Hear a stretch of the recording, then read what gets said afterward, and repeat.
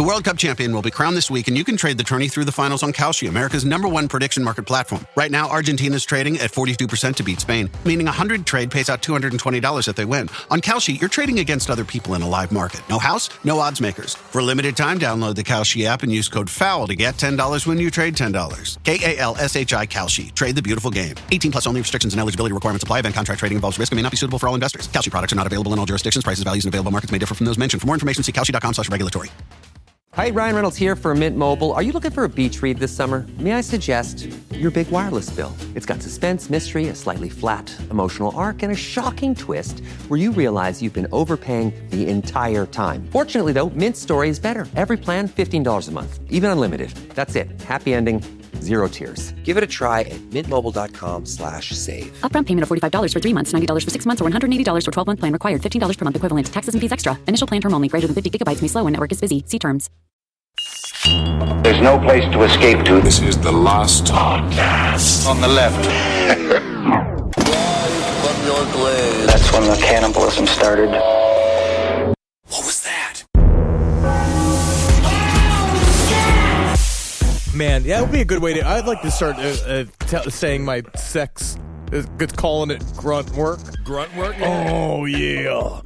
Natalie, I hope you're not tired because I just had a whole bunch of stew. It's time for the grunt work to start. No, to save your relationship, that can't be the intro. Grunt. No. No one wants to think about you in a sexual way. No. Grunt. You gotta come up with something else, otherwise we can't start the show. Scalia. All right, welcome to the last podcast on the left, everyone. I'm Ben Kissel. As always, I'm staring at beautiful Marcus Parks. How you doing, Marcus? I'm doing great. How are you, Ben? I'm good. All right, what do you want to be today? Yeah, okay, if you really want to put it to a woman, you gotta get your butt swinging back and forth like a dead horse hanging from a rope. Is this Scalia? Is that your Antonin Scalia impression? I'm Scalia's sex coach. Oh, I see. When he has sex with all the boys, and he came around and be like, all right, no. Your attitude is wrong. You need to start with a down like this, and then you swing your balls so hard it slaps the balls of the boy that you're having sex with. All right, well, we can make fun of Scalia. He was very anti-gay rights, so that is fine. All right, let's go on. So we're on to our fourth parter. Thank God. We're almost done for Marcus's mind. Fourth parter on Dean Corll, wrapping it up. Boy rape and murder is not really great on anybody's mind. It's really not. Unless you're Dean Corll, then you got a little secret smile going all the time. But I even think for him it kind of rotted his mind away. No. All right. Yeah, I have been knee-deep in Dean Corll for about 2 months now, between both the research and actually recording these episodes. So I am very happy to be done with this, although I gotta say, this has been an absolutely fascinating story, and I have actually loved researching it. Yes, and I've learned quite a bit about once we decided to really take the research towards like learning about the nature of sexual sadists, it really puts a lot of context towards serial killers in this vein. When you're not just like a Richard Ramirez type where you're like a Lord of Mayhem, it's very interesting to see how the motives play out and how it's a mixture of both biological and psychological thing. It's fun. In our way of being fun. Well, it's an interesting thing. I blame Texas. Let's go ahead and say it is an academic interest. Yes, sure. And I would say, Dean Corll never got tired of thinking about murdering boys. I always imagine if Dean Corll just had like a room of lithe blonde children, he would be like Brian Wilson making pet sounds. Oh, yes. Just going and seeing what sounds they can make, like a whack-a-mole. Yeah. You know what I mean? Where he would go and be like, ow, ooh, ow, ooh, ow, ow, ooh. Ooh. You're right. He'd be one of those pro athletes that never retires. And he's just like, go to the twilight, my friend. And he keeps recording it for Wayne and Brooks, and they're just like, it's great, Dean. It's really great. You're on that next level, Dean. Also, I think the descriptor of being knee-deep in Dean Corll doesn't, I just don't love it, but that is fun. So, by the summer of 1973, the trio of David Brooks, Wayne Henley, and Dean Corll was starting to drift apart just a little bit. David Brooks had suddenly gotten married to his girlfriend, who he had also just knocked up in June, and that happy couple moved out of the Heights as soon as they possibly could. I wonder why. Because he was probably connected to upwards of 29 murders? Honey, we just gotta go. We just gotta go. We're going on vacation, like, real fast. You gotta go. Listen, it's like, a lot of people are going to say I was a gay and a murderer. But what I will say to you, that now I'm your husband and I'm the father of your child. Let's go. We're going. Guess what? To Epcot. Oh, okay. Child murder. So David Brooks, he gets out with his girlfriend. Wayne, he claimed that he stuck around because he was afraid that Dean Corll was going to go after his little brothers if he lit out of there. But we do know that Wayne actually had tried to enlist in the Navy, but was denied entry because he was a high school dropout. But we also know that Wayne Henley, no matter what he says after the fact about his involvement in these crimes, I think that the crimes and his relationship with Dean and how that situated him with all the other boys in the neighborhood, he liked the status that he had. Yeah. And I think that it's very difficult to leave that. And I think that Dean definitely had a hold on him in terms of being a father figure, but I don't think that I think he liked being a killer. Can you imagine if he did enlist in the Navy, he would be on a submarine somewhere, and you would just have to be like his bunkmate, and he would constantly be laughing about seamen with the double entendre and things? Oh, man, yeah, this is funny. Someone's got some toaster strudel icing all over this table. This reminded me of the one time my buddy Dean was raping and murdering this boy, and I had brought him there because we were co-workers and friends over at the Long John Silver's, and I just was like, now that is funny. It's like someone dropped a cupcake. Who's opening the door of the submarine to get out? We're underwater. Well, come on, guys. I'm a seaman, just like you. So David's leaving.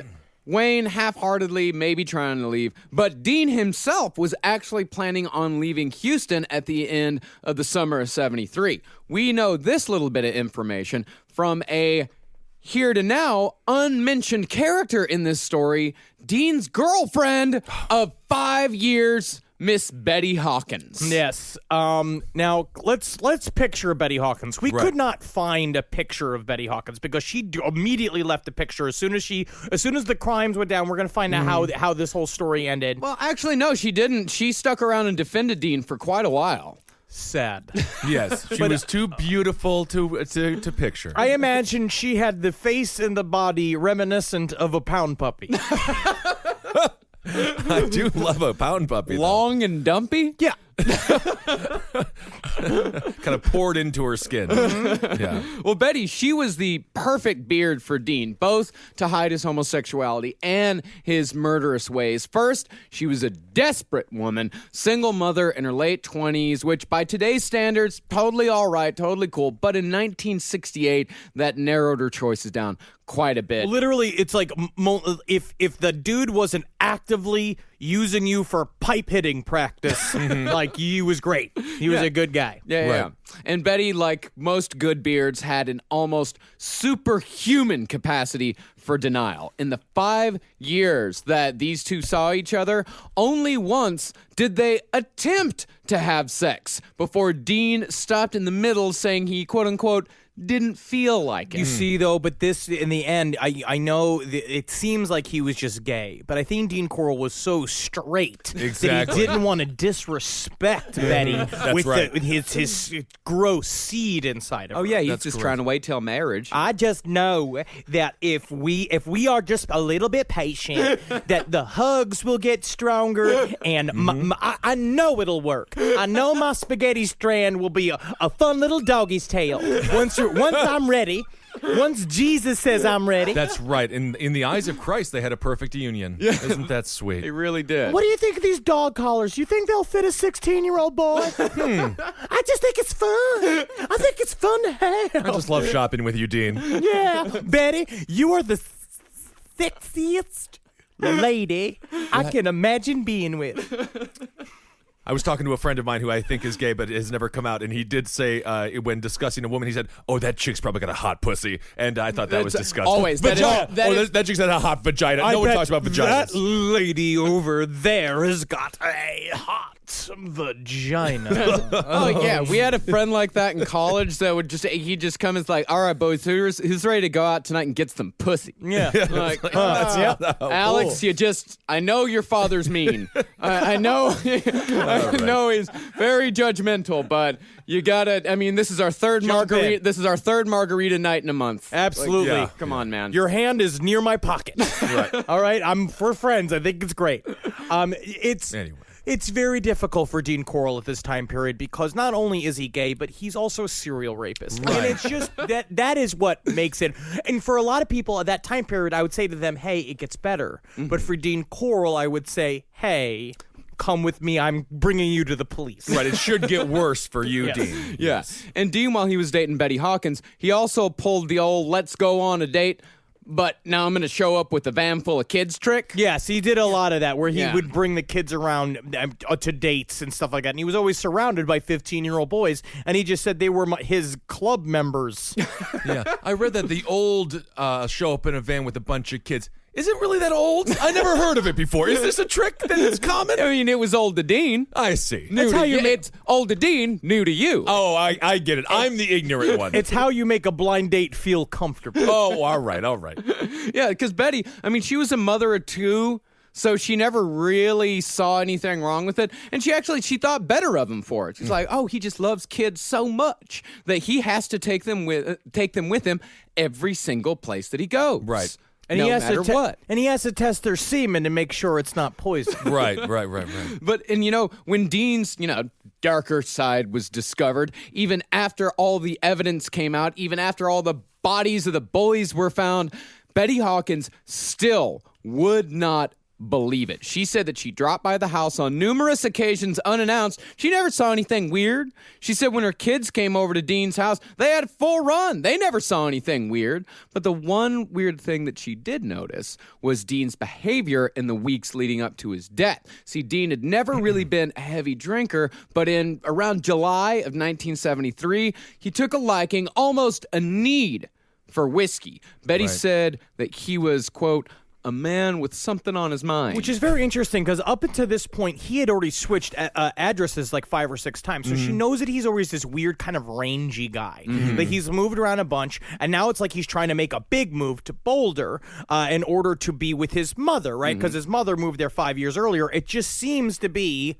like a Russian cavalcade of red flags. Yes, so of just many. like you go. It's like going into the Kremlin. There's so many red flags of him reeking a whiskey, talking about I'm going to Boulder because Boulder doesn't have the shadows I have to step over in this fucking cruel charade of a life. And then she's like, Dean just seems occupied. It just seems like things at the electric company is just not really going like how he wants. He won't even let me bring a flute in the house. I know not to bring a trombone into the house, but Gregory is just dying to play the flute. And it's sad that we have to end romanticism for so many of our listeners. If you do have a boyfriend who is constantly contemplating and you think, oh, he must be thinking about world peace, better ways, to conserve the environment, just never ask him what he's thinking about. You know why? Because he is guilty of multiple murders. It's possible. Contemplation usually reflects a person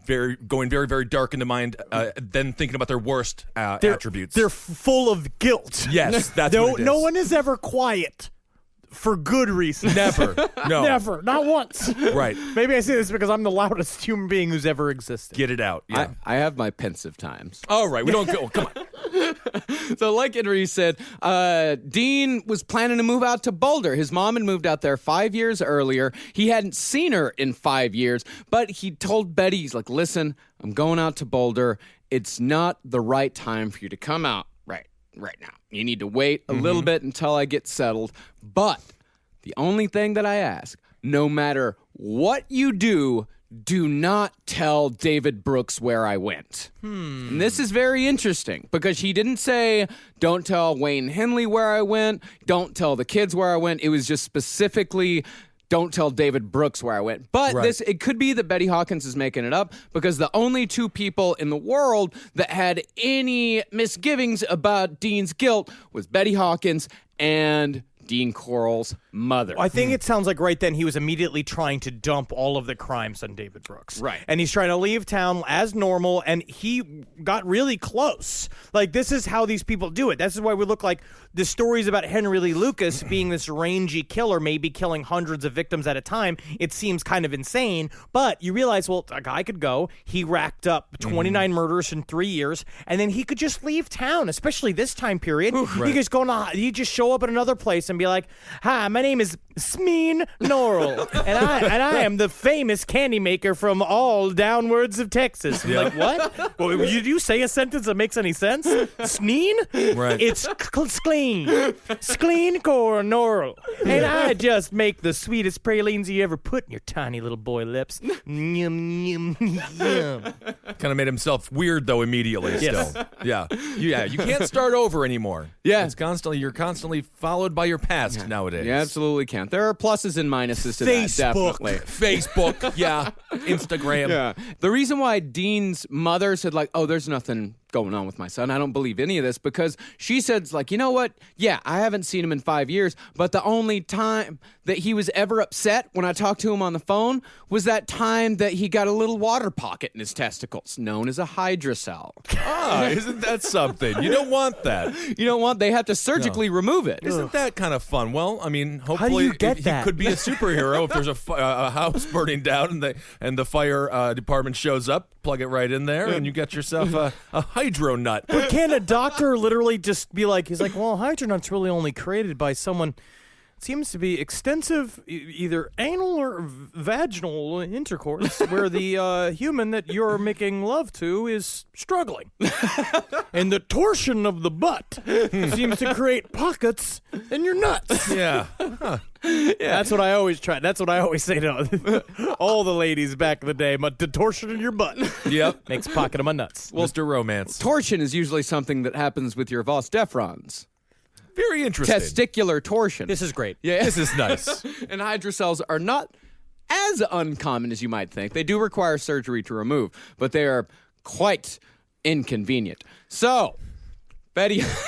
Yes, they are inconvenient. But Betty Hawkins, she wasn't the only one to notice that Dean was a little upset in the weeks leading up to his death. A coworker reportedly asked Dean why he was leaving the city, and Dean just burst out with, "I can't talk about it. I'll handle it."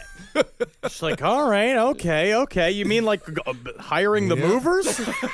And like a Sherpa, another red flag is planted on the mountain of coral. Now, it could be that Dean knew that things were about to go sour with his two accomplices, because Wayne Henley later said that he and David Brooks had actually had enough of the entire situation and were actually planning on killing Dean, but every time they were about to go through with it, they huffed a bunch of paint to psych themselves up, and they just passed out. Right. Yeah.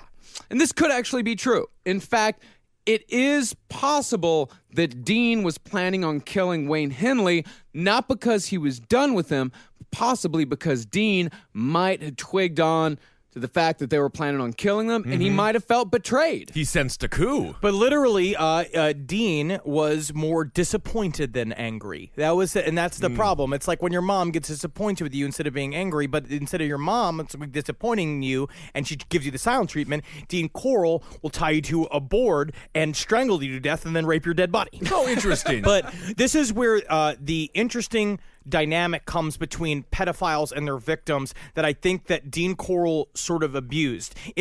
I think with pedophiles, Sort of. Definitely. Yeah, it's all abuse. Definitely abuse. It's all abuse. Yeah, okay. But I think with like John Wayne Gacy, we're going to find there was an unnamed person that served as a witness against John Wayne Gacy during his trial that his name was never put on the record. I sent you an article about it, Marcus. I forgot to write it. We should post it onto the Facebook page. We definitely will. But the idea is that John Wayne Gacy had possibly had an accomplice. And what it seems to be to me is that pedophiles and their victims' relationship, oftentimes, especially if it's homosexual pedophilia, it's father to son.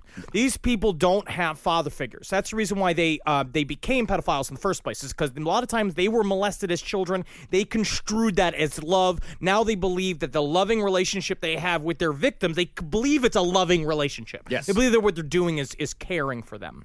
Yeah, if you go on these message boards, the twisted logic that pedophiles use to justify their crimes is mind-boggling. Well, that's why NAMBLA, I mean, the L stands for love. Yeah, exactly. This is really what they believe. It's disgusting. It's completely fake. No, I know. I have a long history of taking care of children who were molested. And it's very confusing for them. Yeah. You must have been so scary at first.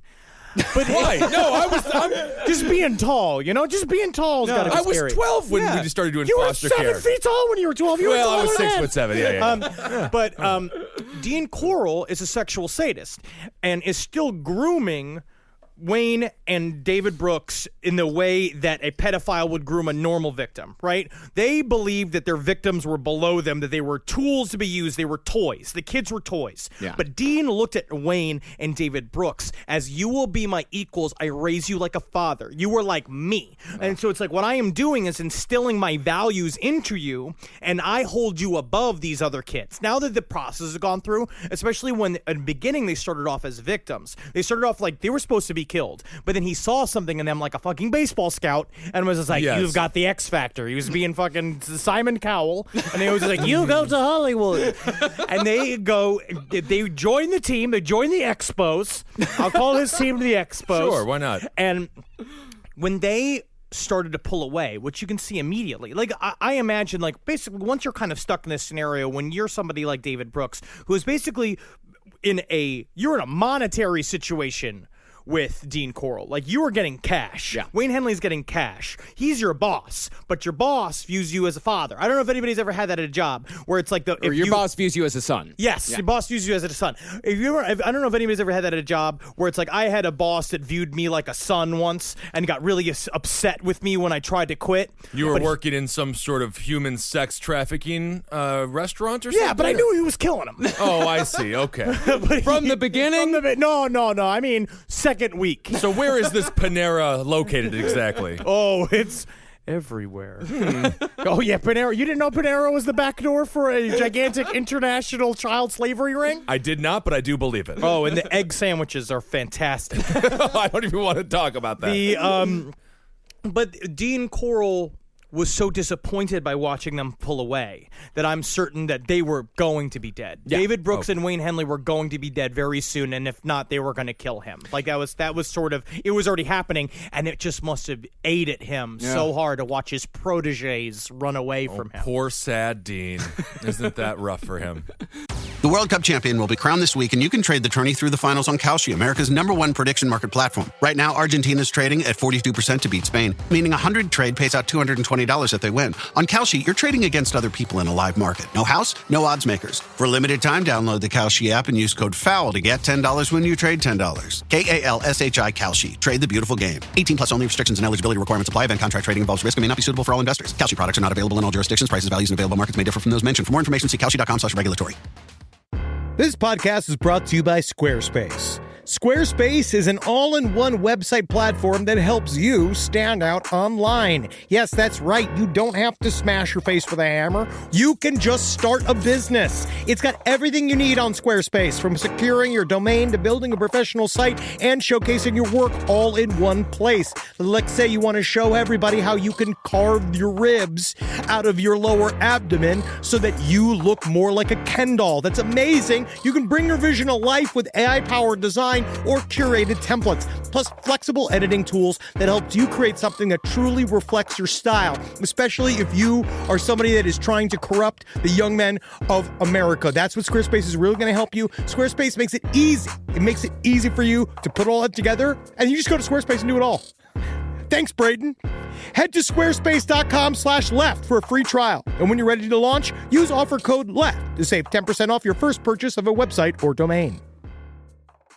Hi, Ryan Reynolds here for Mint Mobile. Are you looking for a beach read this summer? May I suggest your big wireless bill? It's got suspense, mystery, a slightly flat, emotional arc, and a shocking twist where you realize you've been overpaying the entire time. Fortunately, though, Mint's story is better. Every plan, $15 a month. Even unlimited. That's it. Happy ending. Zero tears. Give it a try at mintmobile.com/save. Upfront payment of $45 for 3 months, $90 for 6 months, or $180 for 12-month plan required. $15 per month equivalent. Taxes and fees extra. Initial plan term only. Greater than 50 gigabytes may slow when network is busy. See terms. Well, Dean's last house, and remember we said he moved 5 or 6 times a year for 5 years. His last house actually belonged to his father. It was on 2020 Lamar Street in Pasadena, Texas, which is actually on the other side of Houston from the Heights. But this house was by far the most blood-soaked out of all of Dean's different apartments. And during this 3-year rampage, this house, strangely enough, because of the petroleum plants that were surrounding it, and this is a smell that we have talked about being surrounding serial killers again and again, it smelled like sour milk. Oh, you gotta try my new Yankee candle. The best part about just lighting it, I call it Son of Samtacular Smells. And you do it and you just light the candle and it's got that milk smell I love. I can't go to sleep unless I smell it. Oh, God. I'm looking for more of a summer rain or a Well, you better winter's get out of here dew. before I shoot you in the face because I can't really provide anything to that wave for you and it disappoints me. I disappoint myself. Oh, they should have thought of that. I should have made a candle that was nice, but no. Like a popcorn butter? Do you have They anything said like that? make the smells you know, and this is the smell I know. Oh, I keep selling it in Texas, though. Business is good. It's a gift for my mom. I guess her house does smell like rotten milk anyway, so. Yeah, for your mother? I'll take 4. What's it like having a mother? It's nice. Yeah, she loves me a lot. I'll see you around.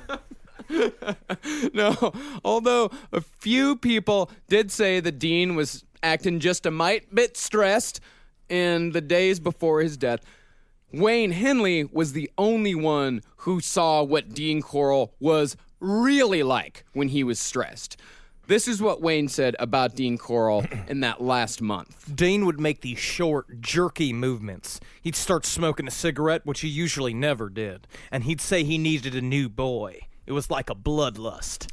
As far as that bloodlust went, over the course of just 1 month, between June 1st and August 4th, Wayne and Dean would kill 8 boys, 5 of them from the Heights. Being like a regular Jennifer Lawrence and a David O. Russell. What? Many films made together.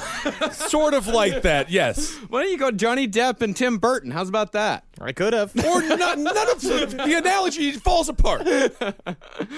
But just like any professional who says he's going to pull one last job and then get out of the business, Dean. So now you're equating him to Al Pacino from Godfather 3. Yeah, or George Clooney from Ocean's 11.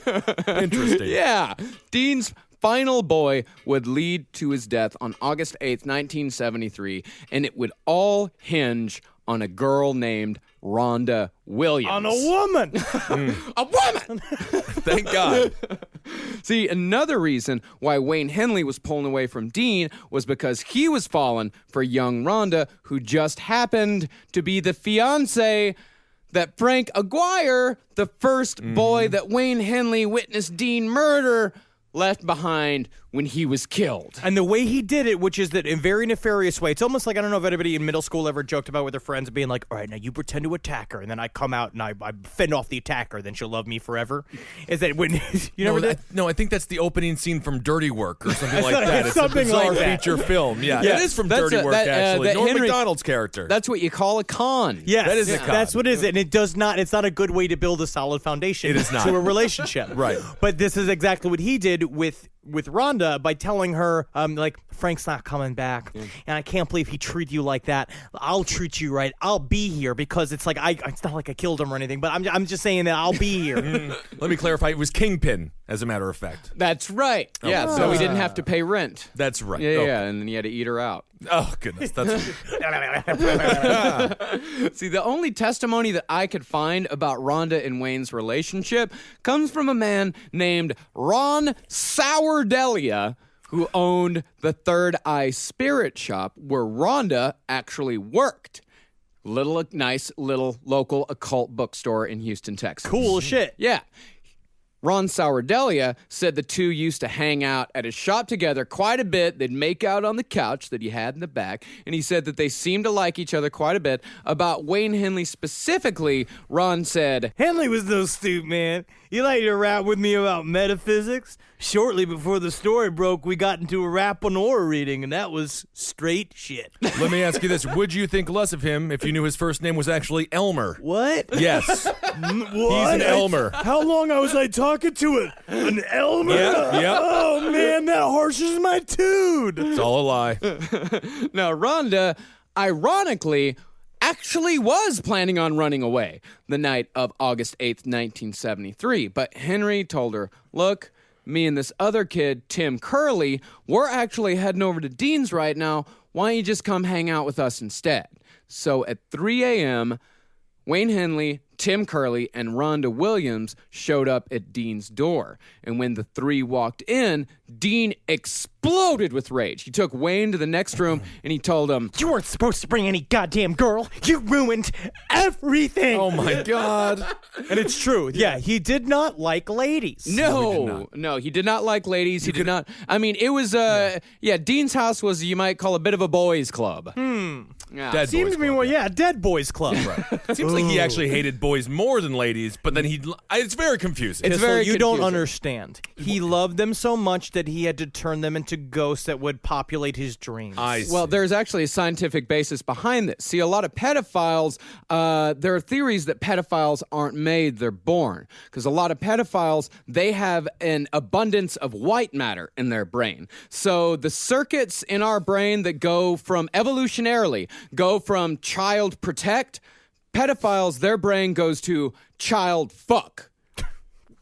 Very scientific. Okay, good. No, you should read that book. It's Perv by... I can't remember who wrote it, but yeah, the book is called Perv. It's really good. I read the first 30 pages of it. It's really good. It's one of the best books on paraphilias, and just one of the best books on sex that I've ever read. It's a fascinating book. And if you pop a bone to it, call the police. Call the police on there's yourself. plenty of stuff to pop a bone to it in, and you're totally fine. That's what he says. Don't worry about your bone, man, unless it is sexual sadism or Be pedophilia. concerned about the bone. But every other bone's totally fine. Don't worry about When your you bone. pop a bone in a way that doesn't feel right, that's your body saying, "Hey, send me to the police." Right. "Hey, cut off your wiener. It's gonna get us in trouble." Let your dick guide you. So Dean, after he bawled out Henley in the other room, he composed himself and pulled out the paper bags, a couple of cans of spray paint, passed them out to his guests, said, "Have at it, kids." He waited for them all to pass out, of course, the natural conclusion to any huffing party. And a couple hours later, Wayne, who had a much higher huff tolerance than the other two. Yeah, that made him pretty cool. Yeah, cool guy, yeah. He came to before they did, and he found that his ankles were bound, and Dean was slapping a pair of handcuffs around his wrists. And as he looked around the room, he saw that the floor had been covered in thick plastic sheeting, and his friend Tim Curley was already stripped naked and strapped to the torture board, while Rhonda lay fully clothed, bound by nylon rope. I wonder why she didn't have her clothes taken off. Isn't that something? Maybe you put more clothes on her. Yeah. Just sounds like deja vu all over again. That's what I would have said when I woke up full of a huff haze. Just like, oh man, I know this fucking trip, dude. Classic huffers. So Dean walked over to the radio and turned it up full blast. He walked over to Wayne and shoved a .22 pistol into his stomach and screamed, "I'm going to teach you a lesson." Bad Leroy Brown, the baddest man in the whole damn town. I hate this song. Or possibly Grand Funk Railroad, who topped the charts in 1973 with "We're an American Band." Ooh, Nice. I like that song a lot, honestly. And if you think about it, we are kind of an American band. You know? Yeah, that's the three of them. And he's like, "We used to be one, but now we're just one. Now it's just Dean Corll." And you know what other song that hit the charts in 1972? What is the loneliest number? That was 1971. I was close, though. Very close. You were real close. But Dean shoved the .22 pistol into Henley's stomach, but before Dean could pull the trigger, Wayne started fast-talking real quick. Started begging for his life. He reminded Dean of all the good times they'd had throughout the years, and he told him, "Listen, I'm going to make it all right. I'm going to kill Rhonda. You don't have to worry about it. That we can put all this behind us. I'm just going to kill her, okay?" And Dean just looked at him and just went, "I knew I could trust you all along. We're friends again." Yep. Sorry about the handcuffs. Oh, I almost went a little too far with that one, huh? You're like, "Dean, you almost did, yes. You were going to rape me." Well, we can lull about it now. So Dean, he relents. He puts the gun down on the table right next to Wayne. He unties his ankles. He removes the handcuffs. He walks back to Tim Curley, removes all of his own clothes, and tells Wayne, points at Rhonda and says, "Get to work." But instead of following another one of Dean's orders, Wayne picked up the gun, pointed it at Dean, and according to Rhonda Williams, who was just coming to, said, I can't go on any longer. I can't have you kill all my friends. And Dean, now completely naked and most likely fully erect. That's Marcus's detail that he put in. Most likely, though, he probably was. He absolutely was. He rushed towards Wayne shouting, Kill me! Well, why don't you kill me then? and Wayne, with Dean only a foot away, pulled the trigger and shot Corll 3 times in the chest and twice in the back. As Rhonda Williams put it, Wayne killed the devil. Nice. And as the 3 sat on the front porch waiting for the cops to arrive, Wayne turned to his friend Tim Curley and said, You know, if you wasn't my friend, I could have got $1,500 for you. Well, I wish I could just see you want them. some Zagnut? Yeah. What do you talk about? the most casual thing in the world. Yeah. It's just like, I could have gotten $1,500 for you, so a thank you would be nice. Right. Thank you. I guess thank you. Very nice. So police arrived just a few minutes later because because actually Wayne Henley had called up the cops and he said, hey, you need to get over here. I just killed a guy, so send someone over quick. And when police walked inside the house, they found Dean Corll's naked body lying in a pool of his own blood. They described him as pale, puffy, and flaccid. But, if you go through life and that's how the final description of you is, not bad. Pale, puffy, and flaccid. Yeah. We're all going to die that way. I want there to be skid marks before I hit my casket. Like in not your poo-poo underwear skid. or- No. That's why. Skid marks is not a good term for that. I mean rock and roll. You want to die in a car accident. No. I wanted to live life to its fullest. Yeah, because skid marks imply that you're about to get into an accident. And you're like, yeah. You want no skid marks, really. Now, because Dean moved around so much, the house was mostly empty. The only decoration was a poster in Dean's bedroom with a Jesus-like figure on it with just one word printed at the bottom: love. And Jesus was smiling, and then the painting had a full fucking erect cock. Oh, that's right. Like a real Christian. Right, hanging on the cross there. Get a fucking priest's flagpole going. You know what I'm saying? Oh, I know what you're saying, yes. No, besides, of course, the torture board, the dildos, the reams of plastic sheeting, the tiny little glass tubes, the handcuffs, and the nylon rope, cops also found a box large enough to fit a human, but small enough where said human would have to be uncomfortably stuffed inside. This is also put in 1973 where the obesity epidemic really hadn't reached its peak like it has now. Yeah. So when he moved, when you move, you're like, this is bedroom, this is kitchen, and you mark it with a Sharpie on he the had like box. Stanley written on it or Bruce. Right. See, the box had air holes drilled in the sides, and while there was no blood, police found several hairs that would later be matched to victims that they would soon discover on Wayne Henley's direction. Well, legitimately, that's probably like his boo box. And if anybody remembers the movie Hook, where I imagine he had guys in that was one of his torture techniques where they would go in that box. And he'd be like, boo, there's a ghost out here. Oh, you better be scared because I'm a ghost. And he's just like, no, I'm scared because you're a man who's going to kill me and rape me. No, I'm a ghost.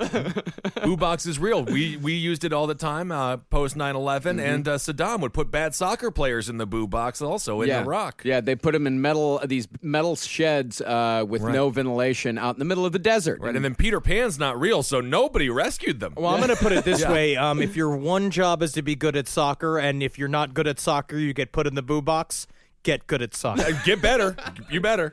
Now, Wayne, when the cop showed up, he could have very easily said absolutely nothing about the near 24 boys that he and Dean had killed together. Sure. Not to mention the other boys that Dean and David had killed before Wayne even arrived. He could have told them, yeah, I knew Dean. Everyone knew Dean. I hung out with him. But I had no idea he was into shit like this. Yeah, you killed him in self-defense. You literally had you had it all bought and sold for you. I stopped the criminal. You could have been a hero. He literally could have gotten out of the heights. Yep. Or like on a newspaper thing being like, hero needs a job. And he could have went anywhere and people would have been like, he killed the devil. Oh, yeah. And before it really came out, out, that's how, like, the first day, that's how the papers were touting him as. They were like a actually, hero. They were actually saying they were comparing him to a knight that had slayed a dragon.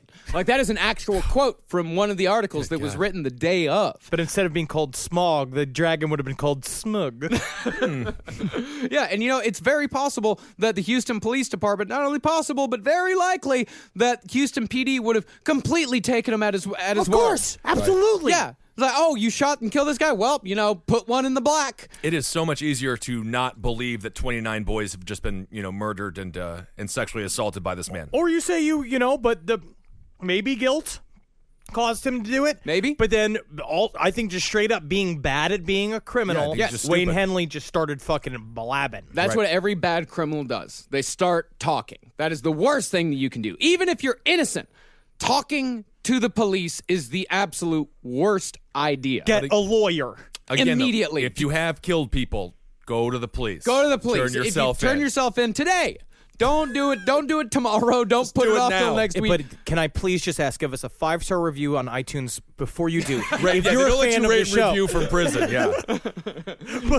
but Wayne Henley, obviously, later on we're going to see how many interviews he's done since he's been in jail. Yeah. He is a media whore. Yes, and he is. I think that's a part of this is that he likes the sound of his own voice. It also makes him feel important to be the center of something so huge. And also, he's an idiot. Yeah. Yes, I believe that. So at first, he told the police the same exact thing that Dean had told both him and David years before to ease him into murder. He told him, like, yeah, I brought boys to Dean pretty often, but he definitely wasn't killing them. He was not killing them. He was just selling them into a sex slavery ring. No, that is the worst crime. That's what nobody understands, is that in this whole context, selling someone into sex slavery is a worse crime than killing them. Technically, Dean was being nicer killing them by sending them off to be in the sex slave ring. Yeah, I mean, how atrocious is your crime when you're just like, I'll get out of it by saying a sex slavery ring. That's what I was working on. Yes, sir, that's it. Yeah, but as the conversation went on, Wayne, he kind of relented a little bit, and he said, Yeah, actually, Dean he did kill a couple of boys, and I kind of sort of maybe helped him bury about, 19 or so out in a boat shed outside of town. And we know these are bad cops, so it's obvious he was just giving this information up fairly free-willingly, right? Well, the guys were also probably half listening, sucking on a Lone Star, just being like, yep. Wheel is on in about 15 minutes, right, boys? Like, yeah, the wheel's on. Been around for a long time. So Wayne loaded up into a car with a couple of detectives and directed them out to Southwest Boat Storage on Silver Bell Lane, where police discovered one of the most gruesome crime scenes in American history, made even more gruesome by the police themselves. Oh, it's horrifying. So the boat shed, number 11, was 15 feet high by 12 feet wide by 24 feet deep. Big enough to at least store a small yacht. Or 29 boys. Yeah. And when the police broke the lock and opened up the door, they found everything that a man would need to make his own graveyard. No, technically this would be like your playland.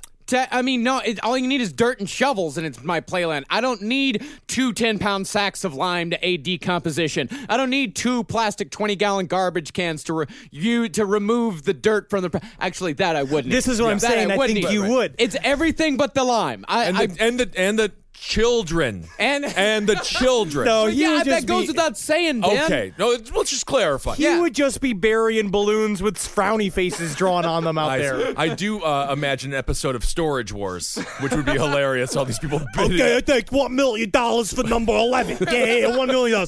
You gotta believe it's this last time I got this storage. They had one of Scottie Pippen's catheters in there from when he was in the hospital. Yeah. Wow. I sold that for $1,500, and some guy he bought it and he used it as a straw when he take it into the movie theater. Oh, how many bodies? Yeah, police, they also found a garbage bag full of clothing that Dean had presumably kept as trophies, as a lot of serial killers do, and they also found the bicycle of a 13-year-old boy who had vanished just 5 days earlier. Now, it should have become obvious to police at this point that they were facing a gigantic crime scene.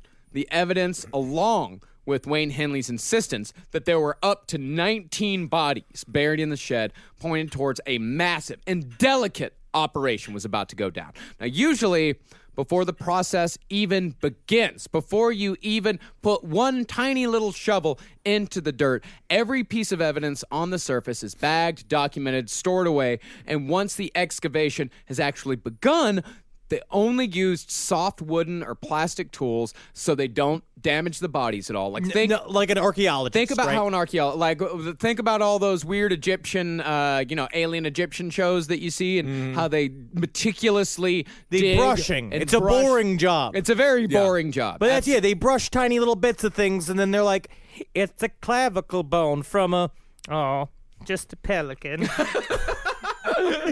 Yeah, and great care has to be taken to document exactly where every piece of clothing and every personal artifact is discovered in relation to the bodies. Like, you have to say, like, torn sweatshirt, like torn piece of cotton found 10 inches deep, 6 inches from the edge. Like, you have because it's meticulous. When you get into the nitty-gritty of scientific evaluation in a court, let's say, right, the lawyers and experts you have use these little details in order to create shadow of a doubt. That's the whole point, is that they use these details specifically in order to either make someone innocent or guilty. Right. And what do they do instead?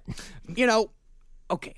So we might forgive a little indelicacy on the part of the Houston police. They're not very good to begin with. Well, Texas cops, let's just, and it's also, this is 1973. This is long before modern forensic science is really being utilized. And also, this is a mass grave. The only precedent for a mass grave like this, frankly, is concentration camps. But of course, the Houston Police Department, as they did with almost everything else, approached it from the dumbest, laziest, and most grossly incompetent way they possibly could have. Instead of documenting all of the evidence, such as the boy's bicycle and the garbage bags full of teenager clothing, they just tossed it outside.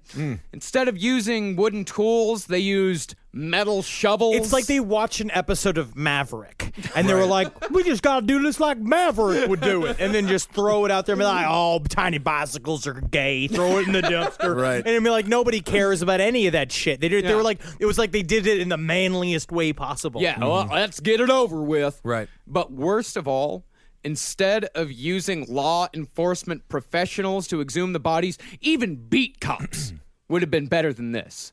They drafted prisoners, mostly winos, from the county jail drunk tank and forced them for 2 days to dig out the bodies of 17 teenage boys. They still do this to this day. Rikers uses inmates for all the paupers' graves for homeless people they find. They still use inmates to bury them and I would assume exhume them if they had to. Can I say, though, what is more sobering than digging up the decomposed bodies of 17 boys? I mean, it's kind of nice you get out of the jail cell. You get but the sunshine? Right, kind of, yeah. Yeah, that's actually what these guys were probably thinking, because they didn't tell the prisoners what they were going to be doing until they showed up outside of this boat shed. Right. They just handed them a shovel and said, all right, boys. The World Cup champion will be crowned this week, and you can trade the tourney through the finals on Kalshi, America's #1 prediction market platform. Right now, Argentina's trading at 42% to beat Spain, meaning 100 trade pays out $220 if they win. On Kalshi, you're trading against other people in a live market. No house, no odds makers. For a limited time, download the Kalshi app and use code FOUL to get $10 when you trade $10. KALSHI Kalshi. Trade the beautiful game. 18 plus only. Restrictions and eligibility requirements apply. Event contract trading involves risk and may not be suitable for all investors. Kalshi products are not available in all jurisdictions. Prices, values, and available markets may differ from those mentioned. For more information, see kalshi.com/regulatory. Ever walk past a place for rent and wish you could just take a peek inside? Maybe even explore the layout. Envision the natural light streaming through the windows. Or plan where your vinyl record collection would go. At Apartments.com, you can. With tools like their 3D virtual tours, you can see the exact unit you could be living in. Really envision yourself in your new home with Apartments.com. The place to find a place. Hi, Ryan Reynolds here for Mint Mobile. Are you looking for a beach read this summer? May I suggest your big wireless bill? It's got suspense, mystery, a slightly flat, emotional arc, and a shocking twist where you realize you've been overpaying the entire time. Fortunately, though, Mint's story is better. Every plan, $15 a month. Even unlimited. That's it. Happy ending. Zero tiers. Give it a try at mintmobile.com/save. Upfront payment of $45 for 3 months, $90 for 6 months, or $180 for 12-month plan required. $15 per month equivalent. Taxes and fees extra. Initial plan term only. Greater than 50 gigabytes may slow when network is busy. See terms. Now, this year's a bit of a humduggle. Right. Now, humduggle is, as you like to know, that's a country boondoggle. All right? Now, what you have to remember here is there's going to be a whole lot of skerfliffle going on there, and you got to keep your head about you, all right? And need to keep your toes up and keep your heels down, all right? There's about 17 pelvises in there.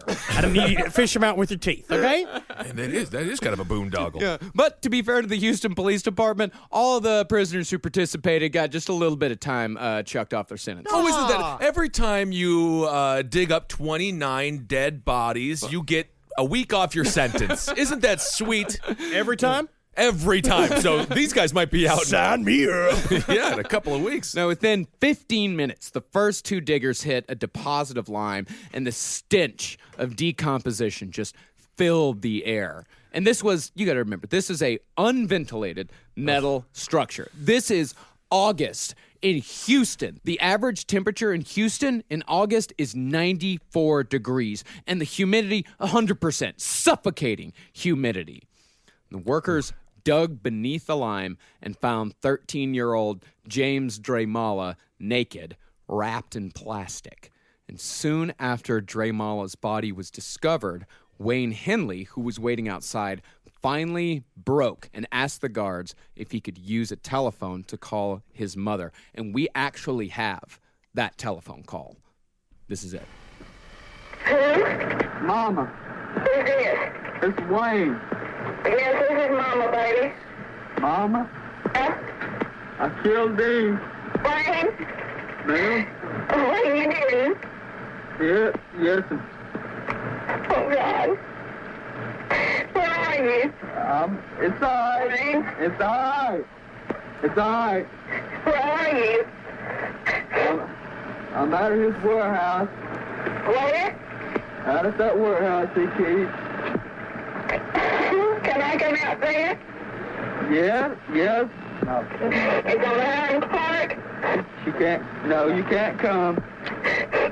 I'm with the police, Mama. No, really, who I feel for that is Wayne Henley's mother. She actually tried to be a good mother. Because, see, like Dean Corll was kind of considered to be a family friend. Yeah. He was actually seen as kind of a good influence on Wayne Henley. Because he was an upstanding dude who had a job in his own house, and he took care of himself, and he dressed neat, and he had a weird girlfriend that looked like a sack of fucking Bees. old leaves. Yeah.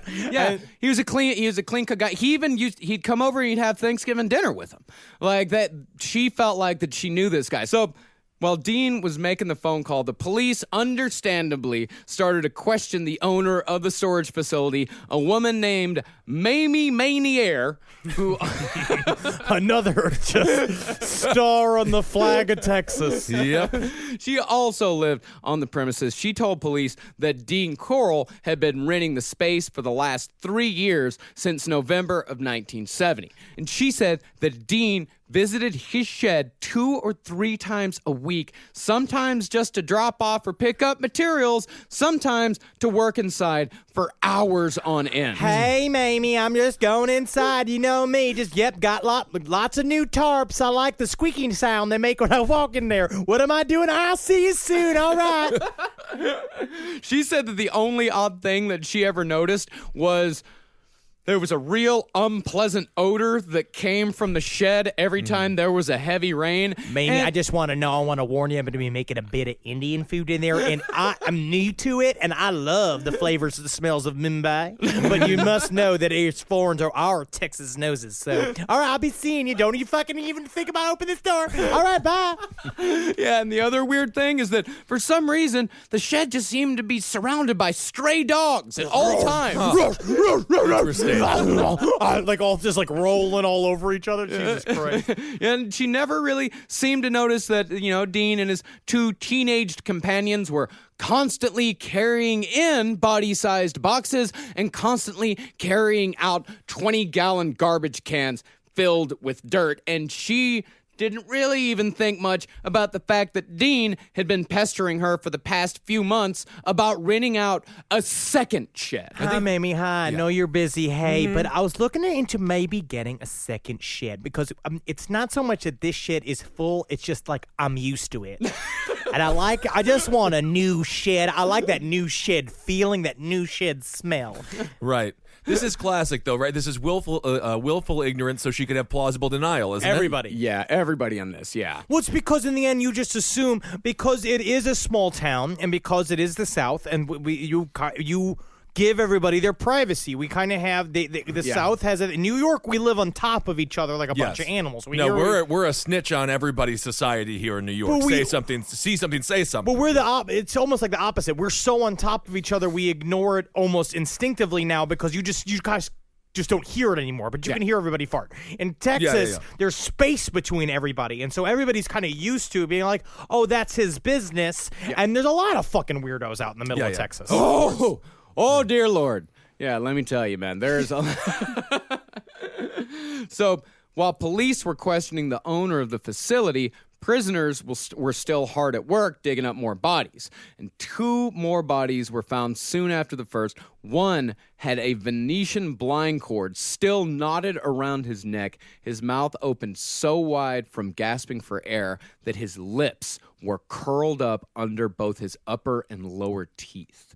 The soil was blackened and soaked in the fluids of the long-since putrefied bodies. One worker was so drenched in black body muck that a detective had to hold a cigarette to the prisoner's mouth so he could properly smoke it to try to get the corpse smell out of his nasal cavities. That's what they said they were all doing. They were even the officers that didn't smoke were chain smoking in there in order to cover the smell, and that must have been fun. It's like you ever been in the smoking lounge in the Cincinnati airport? Oh yeah, it's like that. Oh just sausage meat because they're all gnawing on sausage in Ohio, and then just cigarette smoke on top of it.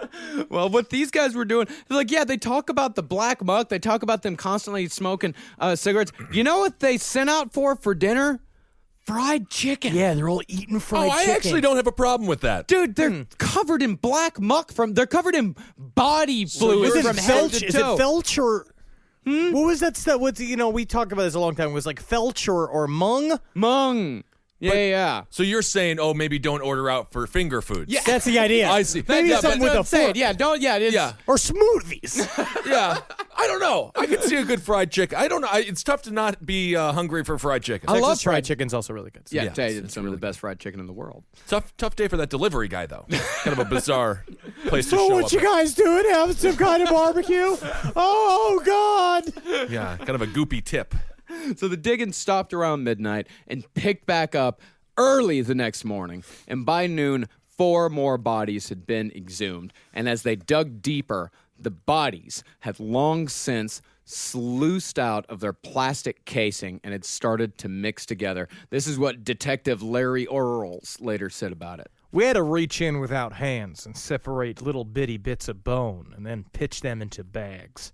We were pulling hairs out of the mud in chunks, working in mud made out of dirty and rotten blood. It was caked on our shoes and got into our clothes. And inside this mixture of bones, sludge, and plastic, police found 2 different sealed plastic bags containing severed genitals. And while everything around these bags of genitals had long since decomposed, the airtight seals on the plastic bags had preserved them almost perfectly. Oh, wow, it's weird out in the middle of these bodies. Someone tossed us a bag of hot dogs in here. Oh, someone fire up the grill. I'm actually now looking at it. I'm hungry for a hot dog. Yeah. Oh, it's got a mushroom tip. They could make a good Ziploc commercial, I guess. Fuck. Hang it upside down. That is good. It's just a bunch of baby carrots inside a Ziploc bag buried into a sluice of rotten body. Nice. So by the end of the second day, 17 bodies of the 19 bodies Henley told police were buried there had been removed. Police said they actually wanted to go deeper, but it was too far down for the shovels to really work, and they were almost knee deep in corpse liquid, and the city of Houston had been, quote unquote, too slow to bring out the right machinery, so they just sort of gave up. They're like, well, 17's good enough. I think we got enough. You know what? I'm starting to think I'm just going to say we hit our country limit. I guess so. What would get these guys motivated to move not slow? Just a little quicker. What does it take? It's fucking Texas. Yeah. I'm sorry, but what I will say about Texas is that I got pulled over by a cop once, and the walk that he did from the car to my car, like it was in the middle of nowhere in Texas, and he just went and it was like his fucking belly was just swinging back and forth, and it was like he was moving in slow motion. And the cop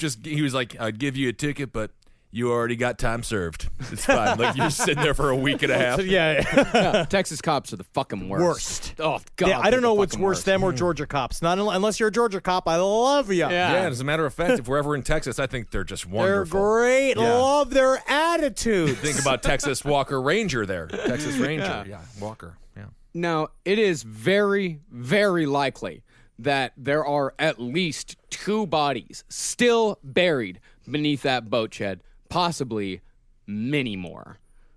Naturally, such a gruesome event was covered extensively in the papers from day one. And when the father of David Brooks, who was a close personal friend of a police lieutenant, David Brooks' father was, when he read about the man who his son used to hang out with, had most likely murdered dozens of boys, he hauled his son in to the police department to make a witness statement. Now, this is like the sign of kind of an honorable man, because literally he was just like, you're going to fucking tell him everything you know. Like, which is kind of different.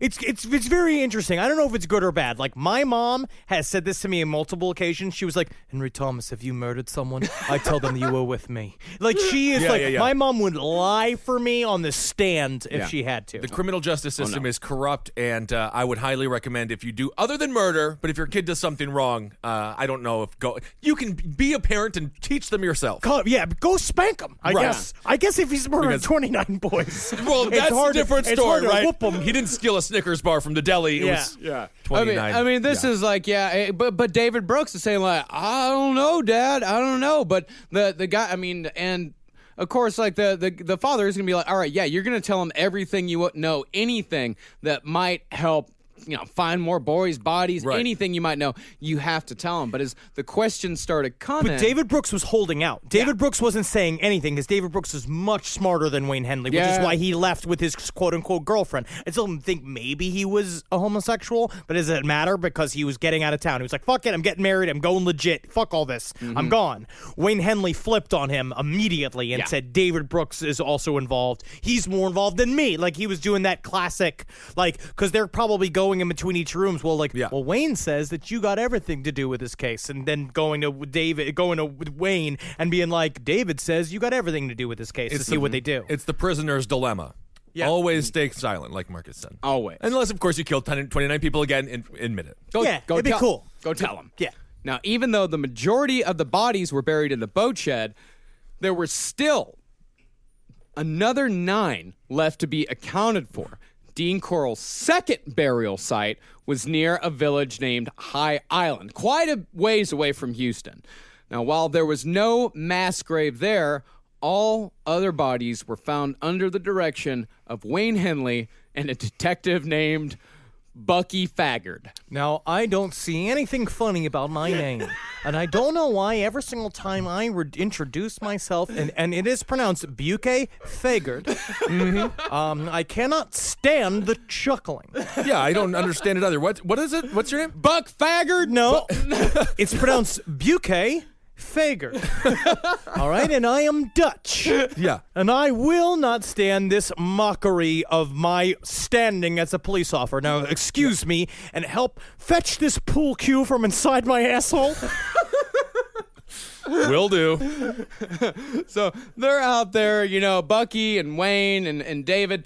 They're exhuming bodies left and right, and this has become a true and total media circus. Truman Capote showed up down there. Yes. Because Truman Capote was planning, he's like, all right, I need my next in cold blood, which Truman, he actually tried it again and again to try to find just the right case. He wrote some great true crime short stories, but never quite found that case. And he thought that the Dean Corll case was going to be his next In Cold Blood. But the problem is, without Dean Corll, the story goes cold. Well, actually, the problem was that Truman Capote got really sick, and he wasn't able to write anymore. Oh. I think he's still, because that's the thing, is that Wayne Henley and David Brooks were still alive. I can only imagine.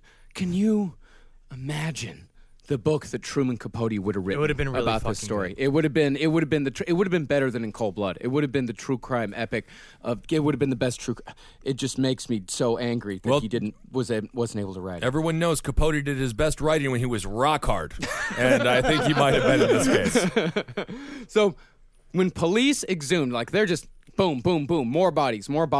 But when police exhumed the 26th body, they were ordered by Police Chief Herman Short to stop.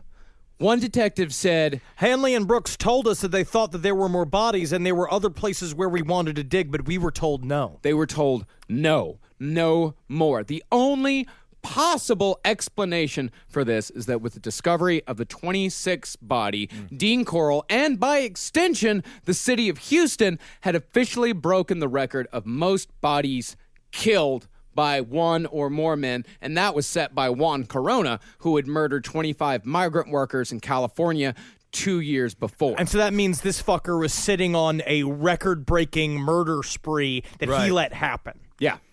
Right. Yeah. But he went on to be promoted, didn't he? Oh, he went on to resign almost immediately after. Yeah, better have. It's not a good thing. It's not like winning all the championships like you're Bill Belichick or something. Yeah, it's not the 7-Pete? No. It's bad. No, he's not the Phil Jackson of police chief. Well, if we want to just say numbers of murders allowed, we're number one in something. Number one. So eventually, 29 murders would officially be attributed to the trio of Dean Corll, David Brooks, and Wayne Henley, a record that would stand for just a few short years before John Wayne Gacy in the city of Des Illinois, chuckled his way to the number one spot with 33 bodies. I'm Casey Kasem. Dean Corll's funeral. He did have an actual funeral. They said it was a somber affair. They said it lasted less than 15 minutes. But Corll, remember, he was a Vietnam vet. He was given a full veteran's funeral with an honor guard who folded up the American flag that was draped on his coffin and presented it to his father. That would have been a complicated buffet line to be on at that funeral. Well, serial killers are uniquely American, so perhaps it makes sense to some degree. As far as Wayne Henley and David Brooks go, they were sentenced to life in prison and still sit in Texas penitentiaries to this very day. And David Brooks hasn't said shit, but Wayne Henley, if you just look him up, he said a lot. So if you want to hear his voice, there was a British documentary that I could also put on the Facebook page. And it's pretty fucking fantastic. It's an interview with Wayne Henley where she's just like, Dane hypnotized me. Literally, you would spin shoes on a string, and I'd be like, what? And then all of a sudden, it was 29 boys later. Oh, my God. All right. Wow. We made it to the end of Dean Corll. I am... Woo. We're all forever changed. And I won't say that it wasn't not fun. I will agree. My goodness. What a monster. Thanks, of course, again to Sammy Coughlin for all her help on this. And thanks to new research assistant Lana, who helped out with all of that all that exhumation forensics work. She's going to be helping us out in the future. Thank you so much. Can't wait to work with you more. I'm so excited. I'm so excited by this, and we're about to do some real conspiratard stuff coming up, which I'm really excited for. And I have been brewing in my own mind an Alien episode that will definitely confuse you.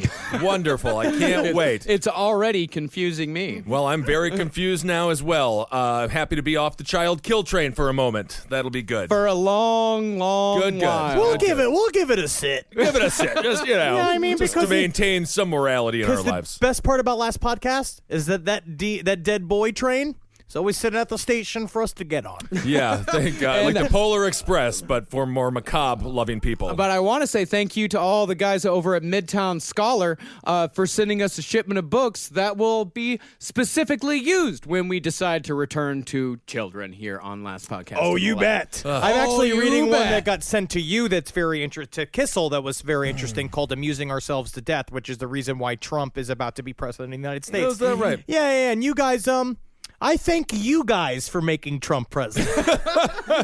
And also thank you to Maria Peterson, who sent us a book, Castles, Keeps, and Leprechauns, Tales, Myths, and Legends of Historic Sites in Great Britain. Oh, another place to have sex with your lover that you can imagine is filled with wishes. That's right. Well, and of course, thanks to everyone for giving to us on our Patreon page. If you would like to give the Last Podcast on the Left, patreon.com/Last Podcast on the Left is where you go to give us a little bit of cash.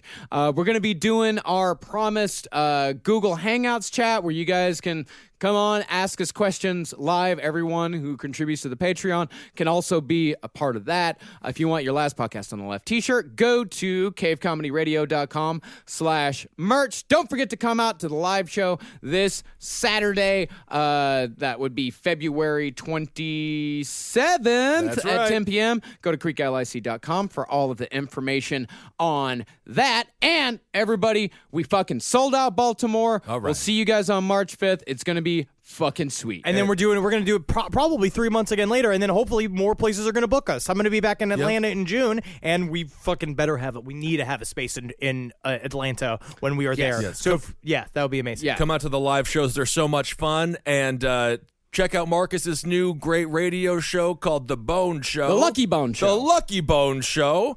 Of course, we mentioned Trump. Check out Abel Against Top Hat to stay up to date on the real sociopaths that try to run their country. And the Roundtable of Gentlemen if you want to experience what it's like to be drunk with a bunch of friends. And follow us on Instagram at LP on the Left. And follow me on Instagram at Marcus Parks. I'm technically at Ben Kissel 1, but again, it is Bagels and Dogs. So that is all that I have on there. Check that out. Check us out on Twitter, LP on the Left, at Henry Loves You, at Marcus Parks, at Ben Kissel. The plug stuff gets longer each time, but you know what I say? Because we're getting smarter with social media, because that's right. what the tweens are doing. Oh, is that right? Yeah, it's ratchet. I just posted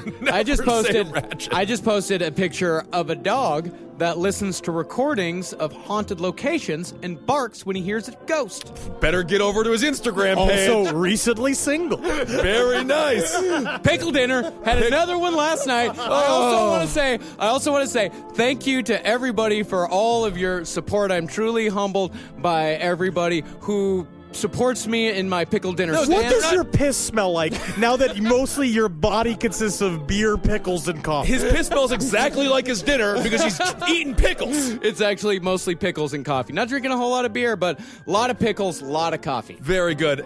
Hail yourselves. Hail Satan and hail me, goddammit. Hail Gita me gustalations, you fuck.